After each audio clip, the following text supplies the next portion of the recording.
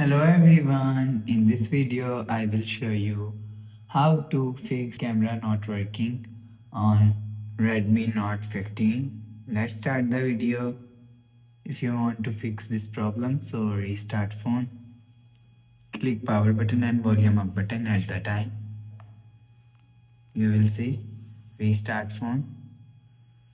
After restart phone, you will see your problem is solved.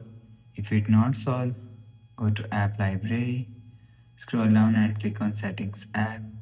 Now in setting, scroll down to and click on additional settings.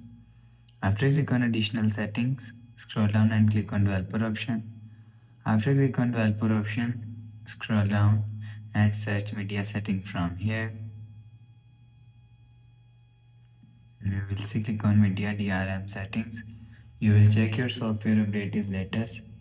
If it not latest, update your software latest. After update software, go back to home screen. So you will check your problem is solved. But if it's still not solved, again click on settings app. Now in setting, scroll down and click on more connectivity options. After click on more connectivity options, scroll down and click on reset settings. After click on reset setting, enter your phone pin, click on next and click on OK. After click on OK, you will see your problem is solved. After the process, go back to home screen. So that's how you can fix